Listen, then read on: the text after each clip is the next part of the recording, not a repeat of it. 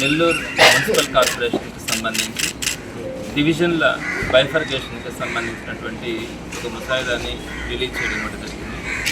దానిని చూసిన తర్వాత చాలా ఆశ్చర్యం అనిపించింది. పాము ఎన్ని వంకర్లు తిరుగుతుందో ఆ విధంగా డివిజన్స్ని ప్రతి దాన్ని కూడా వారికి ఇష్టమైనటువంటి విధిని ఈ డివిజన్లో కలుపుకోవడం, ఇష్టం లేదనుకున్న దాన్ని ఇంకో డివిజన్లో కలుపుకోవడం, ఇట్లా అష్ట వంకర్లతో ప్రతి డివిజన్ని కూడా రూపొందించినటువంటి పరిస్థితి చూస్తున్నాం. మీరు ఆలోచించండి ఒకసారి, నెల్లూరుకి సంబంధించి పెన్నా నదికి అవతల వెంకటేశ్వరం కానీ, గాంధీ గిరిజన కాలనీ కానీ, అట్లనే భగత్ సింగ్ కాలనీ అవన్నీ కూడా ఉన్నాయి.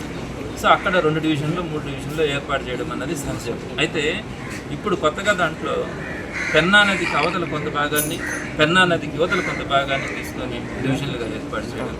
ఎక్కడైనా కూడా డివిజన్ అనేది వారందరికీ కూడా అందుబాటులో ఉండేటట్టుగా, దానికి రాకపోకలకు అందుబాటులో ఉండేటట్టుగా ఆ డివిజన్ ఆ ప్రాంతం ఒక కాలనీ లాగానో అట్లా ఉన్నప్పుడు వారు దాన్ని డెవలప్ చేసుకునే దానికి కానీ, వారందరికీ కూడా అనుకూలమైనటువంటి వ్యక్తిని అక్కడ కార్పొరేటర్గా నియమించుకోవడానికి కానీ అవకాశాలు ఉంటాయి.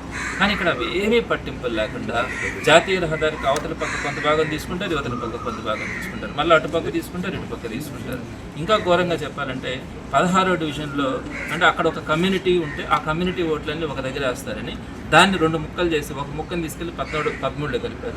మళ్ళీ 13లో వాళ్ళందరూ కూడా మళ్ళీ ఇంకొక విధంగా ఉంటారని అక్కడ ఉండే ఒక ముక్కను తీసుకొచ్చి మళ్ళీ 16లో కలిపారు. అంటే ఎక్కడికక్కడ వాళ్ళకి కావాల్సినటువంటి బిట్లన్నీ కూడా కొన్ని కమ్యూనిటీస్ని ప్రధానంగా బేస్ చేసుకొని అవన్నీ కలిసి ఉండకూడదన్న ఆలోచనతో ముక్కలు చేసి దేనికి సంబంధించి ఒక్కొక్క ప్రాంతంలో ఇంకొక ప్రాంతంగా కలపడం కూడా ఈరోజు మనం దాన్ని చూసినాం. ఇంకొక విషాదకరమైనటువంటి వార్త ఏంటంటే, ప్రధానంగా ఈ 42వ డివిజన్ 43వ డివిజన్ ఆ ప్రాంతం జెండా వీధి ఉంది.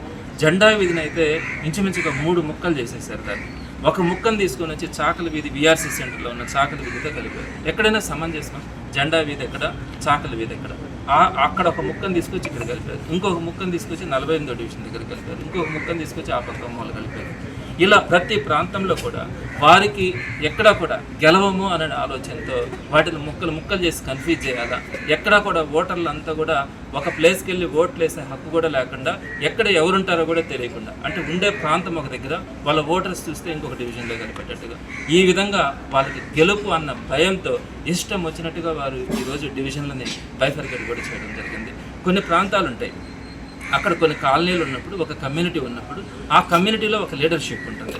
ఆ కమ్యూనిటీని ముక్కలు చేసేసి ప్రతి దాన్ని కూడా ఇంకొక దగ్గర కలిపినప్పుడు వారందరూ కూడా కలిసి వారి ప్రాంతాన్ని డెవలప్ చేసుకోవడానికి అక్కడ ఉన్నటువంటి స్థానికంగా ఉండే ఒక లీడర్ని ఎన్నుకోవడం కానీ, ఆ లీడర్ ద్వారా ఆ కాలనీ కానీ ఆ ప్రాంత అభివృద్ధి కానీ చేసుకునే అవకాశాలు లేకుండా ప్రతి దాన్ని కూడా ప్రజాస్వామ్యం అంటే అందరికి కూడా సమాన హక్కులు ఉంటాయి, అందరి దగ్గర కూడా ఒక లీడర్షిప్ ఉంటుంది. వారందరూ కూడా అక్కడ ఉన్నటువంటి ప్రాంతాలను అభివృద్ధి చేసుకోవాల్సినటువంటి పరిస్థితుల్లో నియంతృత్వంగా ఏకపక్షంగా తయారు చేయాలన్న ఆలోచనతో ఇక్కడ ఉన్నటువంటి మంత్రి నారాయణ గారు, ఆయన అంటే మున్సిపల్ అర్బన్ డెవలప్మెంట్ మినిస్టర్ కాబట్టి ఆయన కన్సర్న్లోనే ఇదంతా కూడా జరిగింది. మీకు ఇదంతా కూడా ఇంకోటి కూడా చూడాలి, ఈ బైఫర్కేషన్కి సంబంధించి ఒక ఎస్ఓపి అన్నది రావాలి. అంటే జియో ఇచ్చేటప్పుడు ఒక ఎస్ఓపి అంటే ఒక ప్రొసీజర్ అన్నది అక్కడ వాళ్ళు మెన్షన్ చేయాల్సి వస్తుంది. ఈ ప్రాతిపదికన, ఈ ఓట్ల ప్రాతిపదికన ఈ విధంగా మనం దీన్ని బైఫర్కేట్ చేయాలనే ప్రాతిపదిక ఒకటి పెట్టుకోవాల్సి వస్తుంది. కానీ జియోలో ఎక్కడా కూడా ఎస్ఓపి అన్నది లేకుండా వీరి ఇష్టారాజ్యానికి వదిలేసిన దానివల్ల వీళ్ళు ఏం చెప్తే అది, మంత్రి గారు కానీ అక్కడ స్థానికంగా ఉండే నాయకులు కానీ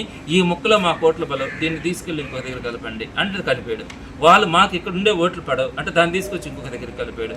ఈ విధంగా ఇష్టారాజ్యంగా వీరు చేసినటువంటి ఈరోజు కూటమి ప్రభుత్వంలో ఉన్నటువంటి నాయకులు కానీ, అక్కడ సమీపంగా ఉన్నటువంటి ఆ ప్రాంతాల్లో ఉన్నటువంటి నాయకులు చెప్పింది వేదంగా ఈరోజు అధికారులందరూ కూడా ఈ బైఫర్కేషన్ ప్రక్రియ చేయడం కూడా జరిగింది. ఇదంతా కూడా ప్రజాస్వామ్యానికి విరుద్ధంగా కూడా చేయడం కూడా జరిగింది. తప్పకుండా కూడా మేము ఏ విధంగానైనా కూడా మేము ప్రజాస్వామ్యంలో పోటీకి సిద్ధం, దాని గురించి కాదు. కానీ ఆ ప్రాంతాల అభివృద్ధి కావాలా, ఆ ప్రాంతంలో ఉండే లీడర్షిప్ అభివృద్ధి కావాలా, ఆ లీడర్షిప్ వల్ల అక్కడ ఉండే ప్రాంతాన్ని వాళ్ళు డెవలప్ చేసుకునే హక్కు వారికి ఉండాలా. ఇవన్నీ కూడా లోకల్ బాడీ ఎలక్షన్స్. ఇవన్నీ కూడా లోకల్ బాడీ ఎలక్షన్స్ అన్నప్పుడు ఆ లోకల్ బాడీస్లో అక్కడ ఉన్నటువంటి సామాజికంగా కానీ వారందరికీ కూడా మనము అవకాశాలు ఇవ్వాల్సిన పరిస్థితుల్లో ఈరోజు ఈ విధంగా చిందరవందరి చేయడాన్ని మేము ప్రశ్నిస్తూ ఉన్నాం. దీనికి ఈరోజు కమిషనర్ గారికి కూడా సుమారుగా 10 పాయింట్లతో ఆయనకు ఒక రిప్రజెంటేషన్ కూడా ఇవ్వడం జరిగింది. నాతో పాటుగా డివిజన్ ఇన్ఛార్జెస్ కానీ, కార్పొరేటర్లు కానీ వారందరూ కూడా అక్కడ ఉన్నటువంటి సమస్యలు కానీ ఏ విధంగా ఆ డివిజన్స్ని ఇబ్బందులు పడుతూ ఉండే వాటన్నింటినీ కూడా వాళ్ళ రిప్రజెంటేషన్స్ కూడా ఇవ్వడం జరిగింది. ఒకవేళ కాదు కూడదు అని చెప్పి మంత్రి గారు కనుక ఏకపక్ష నిర్ణయం తీసుకొని దీన్ని అమలు చేయాలని కనుక ముందుకెళ్తే తప్పకుండా కూడా చెప్తా ఉన్నాం, న్యాయస్థానాలని ఆశ్రయించడం కూడా జరుగుతుంది. ఎటువంటి పరిస్థితుల్లో ప్రజలకు అన్యాయం జరిగే విధంగా మీరు కనుక ముందుకెళ్తే మాత్రం దాన్ని ఎదుర్కొనే దానికి వైఎస్ఆర్సీపీ మాత్రం సిద్ధంగానే ఉంటుంది. ఇప్పటికే మీరు అనేక కార్యక్రమాలు, ప్రజా వ్యతిరేక కార్యక్రమాలు, మీ ఆలోచనలకు ఏది వస్తే, మీకు నిద్రలో ఏది వస్తే వాటన్నిటిని కూడా చేసేదానికి ప్రజల అభిప్రాయాలను మీరు పరిగణలోకి తీసుకోకుండా ముందుకెళ్తా ఉన్నారు. వాటన్నిటిని కూడా ప్రజలు గమనిస్తూ ఉన్నారు. ఈ ఇష్యూలో కూడా మీరు ఇదే విధంగా కనుక ముందుకెళ్లే పని అయితే మాత్రం తప్పకుండా న్యాయస్థానాలను ఆశ్రయించడం కూడా జరుగుతుంది. కాదు కూడదంటే ప్రజల సమక్షంలోనే, ప్రజల ముందుకే వెళ్ళి అక్కడే తేల్చుకోవడం కూడా జరుగుతుంది.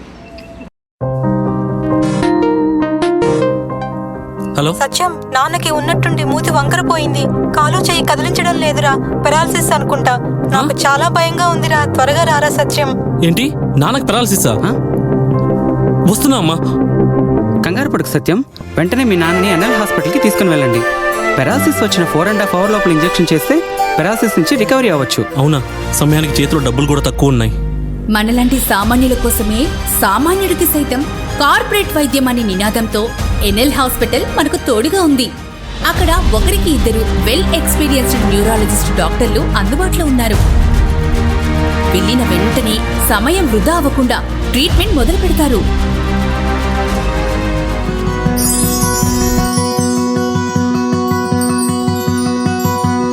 మనలాంటి సామాన్యులకు ఎటువంటి మెదడు మరియు నరాల సమస్యలకైనా కార్పొరేట్ స్థాయి వైద్యాన్ని అతి తక్కువ ఖర్చుకి అందిస్తుంది మన ఎన్ఎల్ హాస్పిటల్. ఎనలేని అనుబంధం. NL hospitals, opposite water tank, Magunta layout, near Annamayya circle, Nellore.